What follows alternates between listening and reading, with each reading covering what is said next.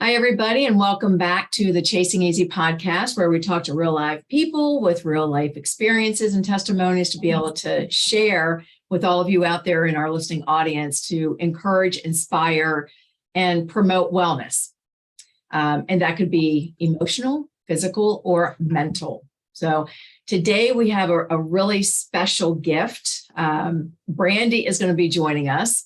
And she's going to talk about her journey into wholeness, which is what all of us really seek.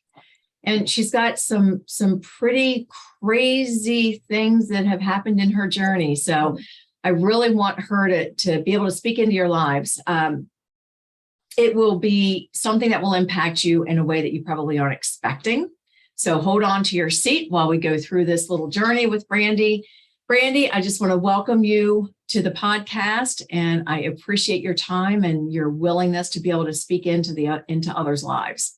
Well, thank you so much for having me. You are welcome. You know, I didn't realize your hair was so long. It is, it's really beautiful. It's getting ridiculous. I didn't realize it either. I'll lean on the counter sometimes and go to move, and I'm like, oh, that's my hair. All right, guys, I had to do that because, I mean, if you're just listening to this, then you don't see her hair. So maybe you'll go home and pull the podcast up so you can see her hair. Anyways, and for somebody who has very short hair, it's different. So I would like to talk about, I know that you have a whole lot that you could share, but in the interest of a short period of time that we have, I'd really like you to talk about the relationship that you had where you discovered that maybe things weren't right, and then how that led into your next job on a stage. And then we'll take it back to where you are today. All righty. Well, I actually wound up on a stage when I was about 19, 20. I'm trying to think. I guess I was 19, 20 years old. And for me, it was a very really, I guess, almost depressing time in my life. When my son was born, he was adopted by my aunt when he was 2. So I had him when I was 17. So this all started right around the time he left. And that just started for me an incredibly downward spiral, just personally. Okay, hang on one second. So the relationship, the dad, what happened there that he left, and now you have a 2-year-old and you're trying to manage everything at 19 years old? So kind of crazy story, actually. I met him. He was actually in DMLA, like through the Masonic Lodge. So he was this, it's presented as all these people are going, I don't know how to describe it, but generally you would think somebody that's involved in that, has their crap together, so to speak. They're a good person. And you find out really quickly, sometimes not so much. We had gotten together, we were dating, and probably, not my first love, but definitely, somebody I was completely just enamored with. He was incredible, still is very outgoing and gregarious and involved in all kinds of like charity events and just all this stuff and like the life of the party kind of guy. And that was attractive to me, we got together, and I wound up, actually, we broke up before I even knew I was pregnant. I had found out he had been cheating. He had gone, actually, he was smart enough to go to another area of the state to do that. As the universe would have it, the girl that he chose, so crazy. I had just moved here from California, so I didn't really have any high school friends or people that I knew other than family. So my cousin Freddie, who is my age, were like brother and sister. I had only ever been to a school event with him. And when I was there, I met this girl that he was really good friends with, loved her. She was amazing. And slowly but surely, because we were both, Freddie's my cousin, she's his best friend. Both of us girls were going to him and talking about this great guy that we knew. How crazy was it that we were both dating a guy named John? Oh, goodness. Got a little bit more obvious when we discovered that this particular person had a best friend named Iggy. That's an odd name. Right. Absolutely the same person. And so I caught that and immediately cut it off. Like, it was, like I said, just so weird how the universe works. Like, I didn't know anyone here. She was from a Mhm. completely different town. The one girl he decides to mess around with is the only girl I happen to have anything in common with. So we broke up. It was right before Christmas, and New Year's came around. I just, from the time I was a young girl, that was always the time that, my menstrual cycle came, was always on New Year's Eve. It was the first time I ever got it was on New Year's Eve. So this was like, nothing new for me. And this particular New Welcome Year's to the Eve, new year. right, it didn't come. Welcome to the new year. Hey. Hey. So I found out I was pregnant, which was super scary. We weren't together anymore. Like, it was this, I was young, I was 17. My mother was a single mom. My dad was in jail. And I didn't even know how to tell her, like, how do I even tell my mother that this is what I've done? This is where I'm at. Like, what are we going to do? Yeah. And I It's did. It was scary. scary. Oh yeah. She was not happy. And actually, in the beginning, he came to my mother's house. He offered to move in, wanted to be there. He was gonna, and I'll never forget it. He actually, he came in and he asked me, well, he said something about us getting married. And I said, what? No. Well, yeah, we have to get married. I said, no, I wouldn't marry you if I wasn't pregnant. Why would I marry you just because I am? Whoa, hold on a second. Because that's so counter. Listen, what you said is just profound wisdom. And it's so counter. Most girls, 17 years old, who find themselves in an unplanned pregnancy, if the daddy comes along and says, I want to marry you, they're marrying him. Right. But you had the courage to say, and you got to say it exactly the way you just said it, because that was incredible. I did. Why would I marry you? Just, I wouldn't marry you if I wasn't pregnant. Why would I marry you just because I am? Wow. That's incredible courage and brevity and wisdom at 17 years old. Yeah, but I think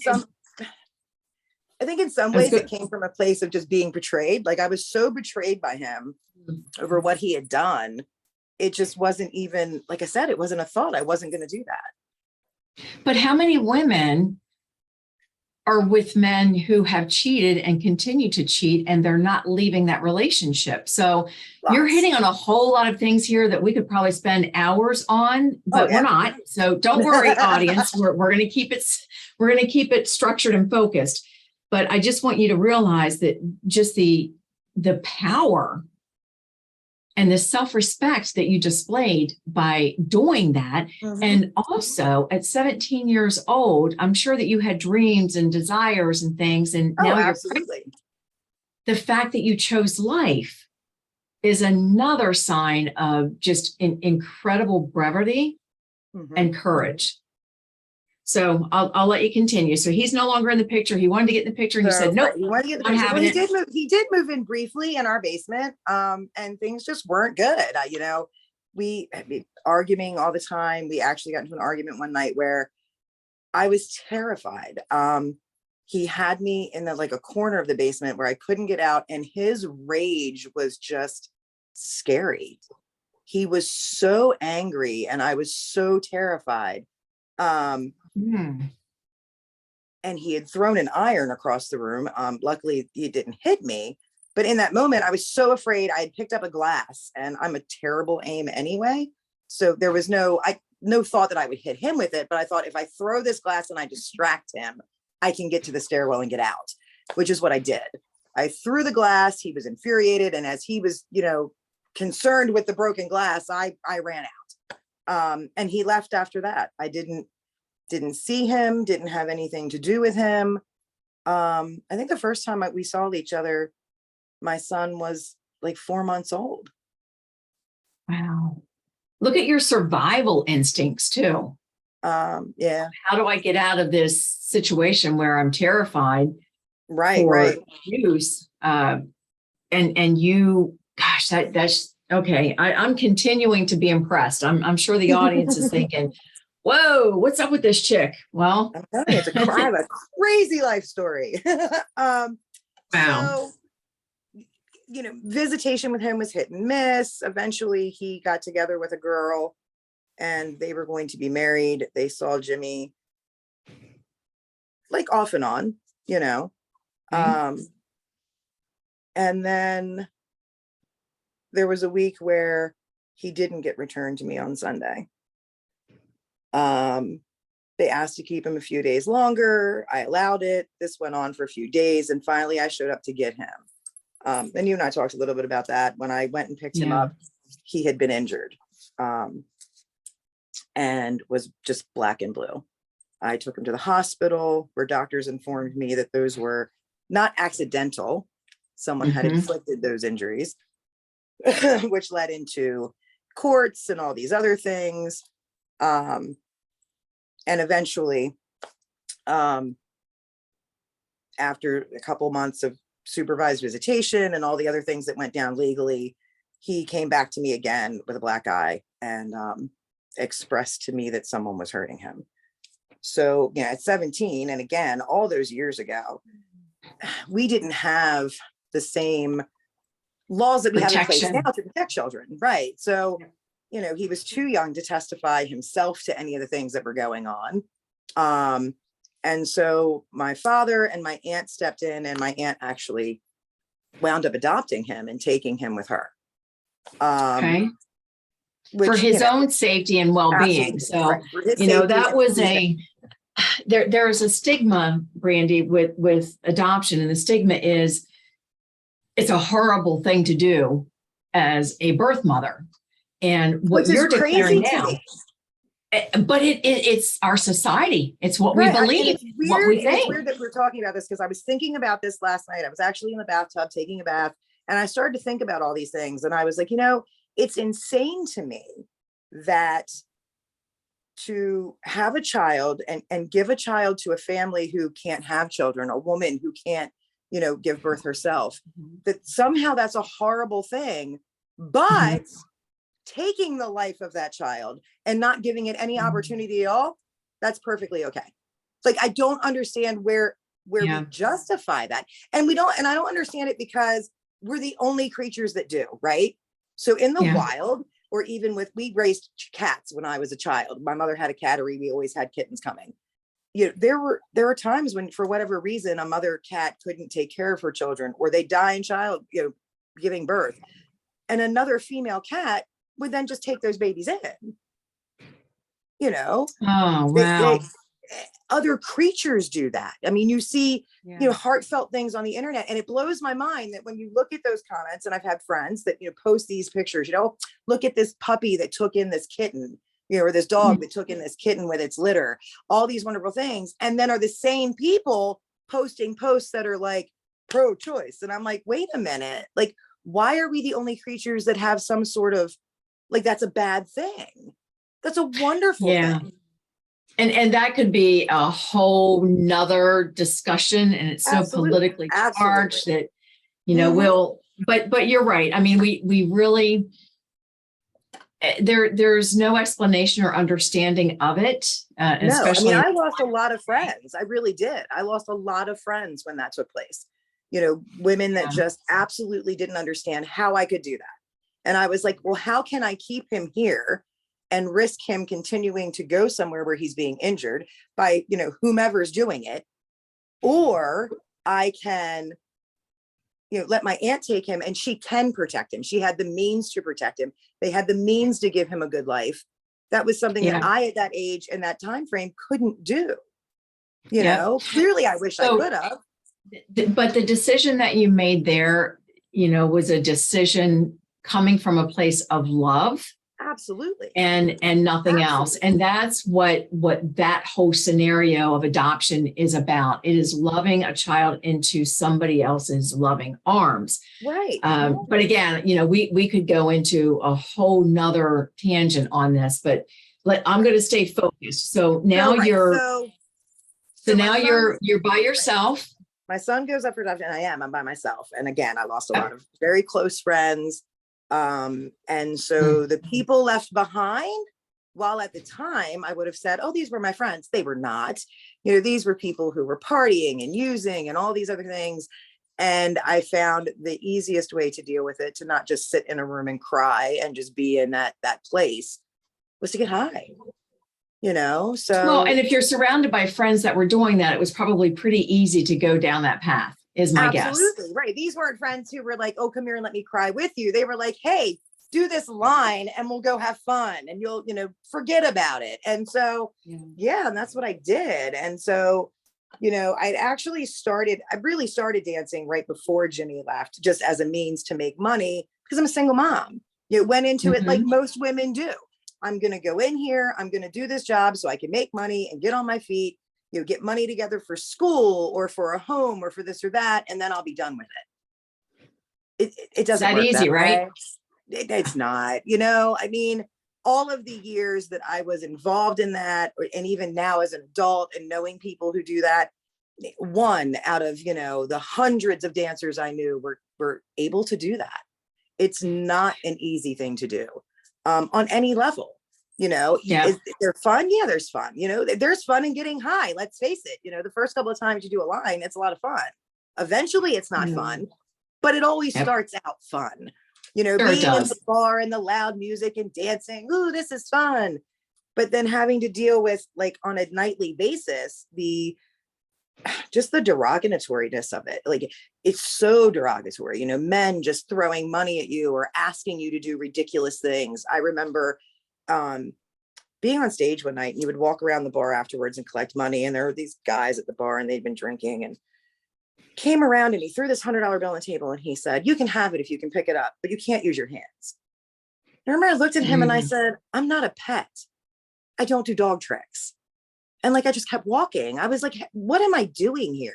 Like, this is so, you know what I mean? Like, this is not, it's really not the glamorous thing that they put on TV. It's just not, it's men grabbing you or touching you or asking you to do vile things on a regular basis. And in ways that,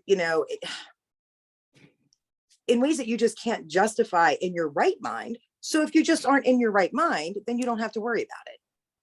So then comes being high, and just to be clear, what we're talking about on the you do a few shots. We're talking about stage and male entertainment. So we're talking about the strip clubs, as most people call them. So I just wanted to be clear, if you couldn't get it from the description, which I think most of the audience would, but just to understand that the lure and the draw is one to say, come here, have a great life. And then you end up, you go with one intention, you end up going a different direction. Good money, really quick and easy. Yeah. That's the draw. Right. And the thing is, then the reality.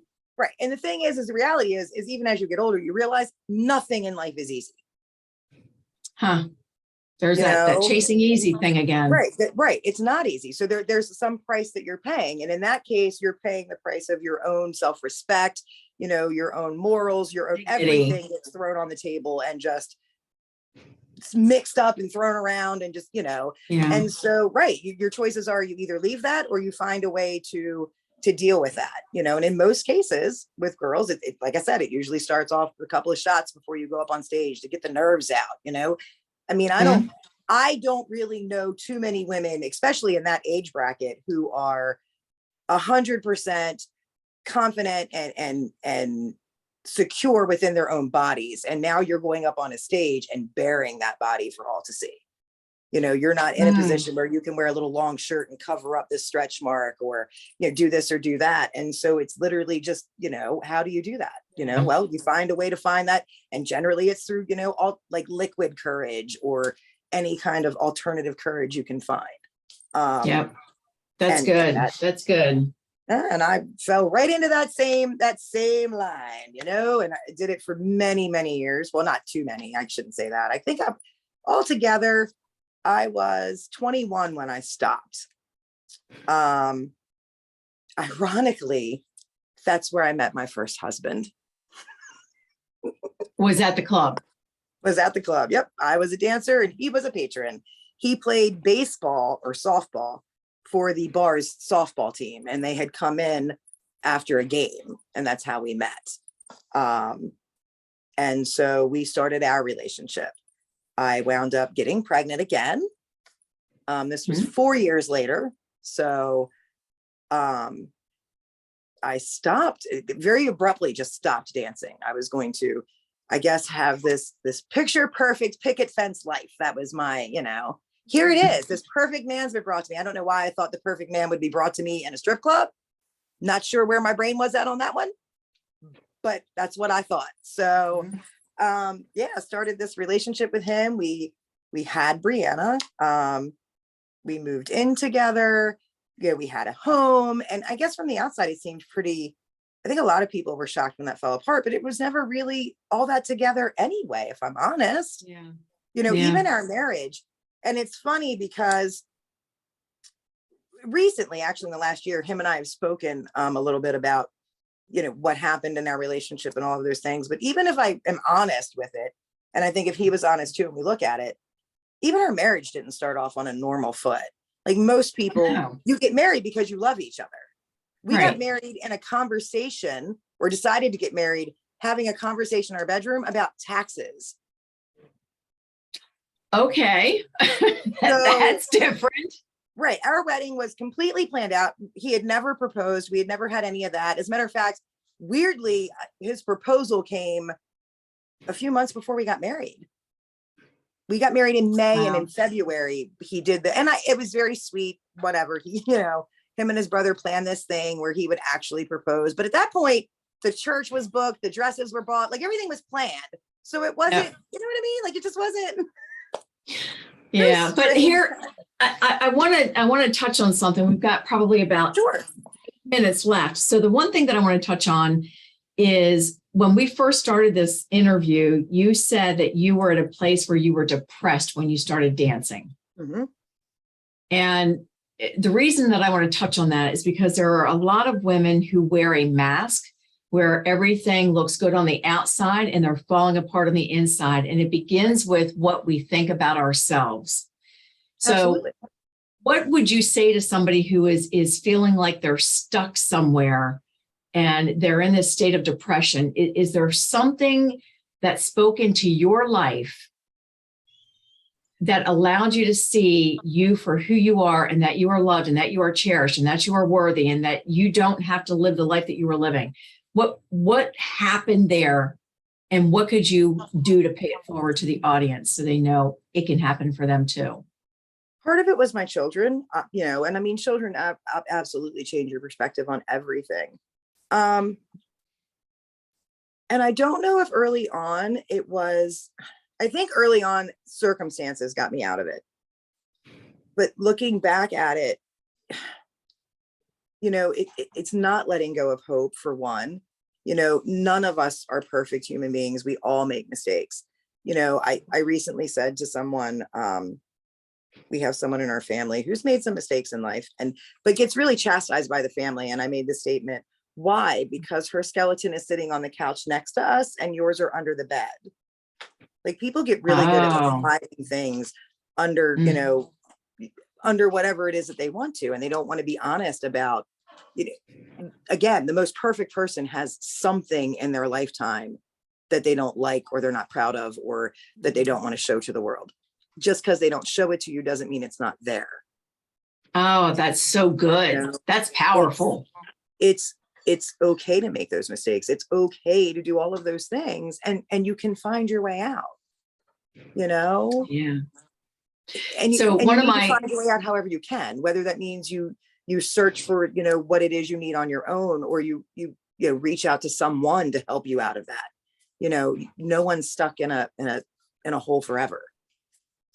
Unless they want to be. And so the point there is unless you want to absolutely, it's like if you take a boat out into the ocean, if you row, even with just your hands, if you don't have oars, eventually that boat's going to go somewhere.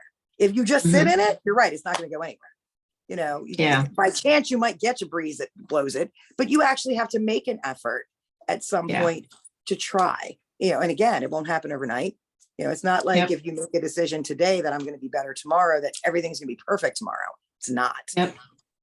Just a little bit better tomorrow than it is today. Just a little bit better the next day than it was the other day. So one of my mantras is perfectly imperfect. And so what you just said there is we all have those skeletons in our closet. If somebody says that they don't, they're lying. there are all things that we regret, but you do have to surround yourself with people who are going to enrich your life. So if you're surrounded by people who are knocking you down or treating you badly, those aren't the people that you want to be around. If they don't Right. enrich your life, it's not who you want to be around. But also on the counterpart of that is you also need to be somebody to enrich somebody else's life.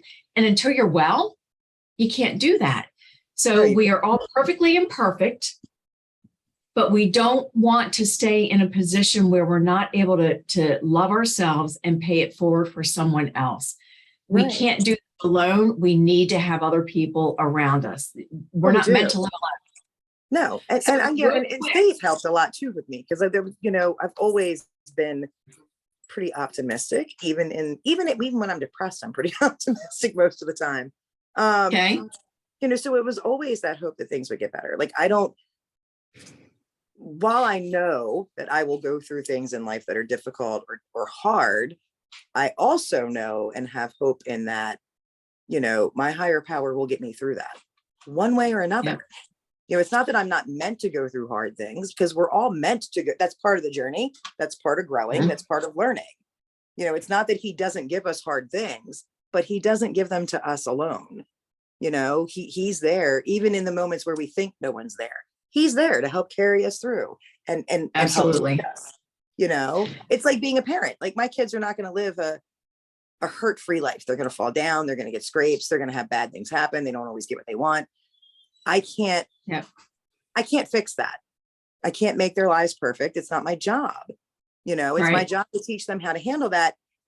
And sometimes when we look at it that way, like this is his way of doing the same thing, teaching us how to handle these things, teaching us how to get to where we need to be.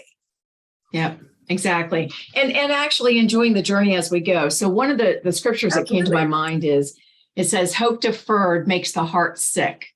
And so your message is really be hopeful. Where you are now is not where you have to be.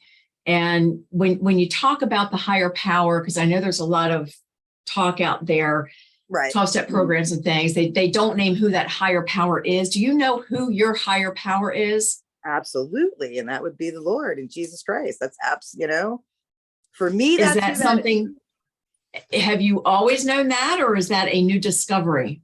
It's something I've always, so I went to, when I was a small child, I went to a Christian school. So like, I've always had that in my life and, saying prayers at the table and all of those things. As I got to be an adult, I found my own way of navigating and for a while, really kind of pulled away. Not that I didn't believe in God, because I always have, but I didn't, I realized as I became an adult, I didn't believe in organized religion. And there's a difference between not believing in organized religion and not believing in God. I can believe in God and not believe in organized religion. And so for, a couple of years, there really was kind of a disconnect with that. Everybody I know that's religious, they're in church, they're doing this, they're doing that. And sometimes people that do that are real judgmental. That I don't do those things. Like, why don't you go? Well, I don't want to get into it. And so very ironically, like when the opportunity presented itself when we were camping and I was able to, be baptized, it was this just perfect moment for me with my journey with God. It was like this, here it is, that was his, yep, here it is. You don't need to do these things for me to love you and for me to be here for you. Oh, that's so good. And that's so good. It was just this great moment. And I don't know that there's anybody that knows me that doesn't know that it took place, because it was such this great moment, in time where it was, like I said, it was just, here it is. This is, almost like a gift to me from him in finding you and having that weekend and being in that creek and just being able to share that, it was just this great piece where he was like, okay, here we go. Like, we're going to do this again. Hold my hand. Let's go. And so it's been really nice, to have that. And the message that I really want to get out there, and I'll go back to the hope deferred makes the heart sick, and that we are all perfectly imperfect. He sees you right where you're at, but he loves you too much to leave you there. And he will continue pursuing you until you either completely turn away or you run to him as a loving father. So on that, Brandy, I'm going to ask you to close with one word of wisdom for that young lady who is listening to this podcast and is struggling with her identity and who she is and how she screwed up and nobody's ever going to love me. Is there one thing that you could say to her simply to encourage her to love herself?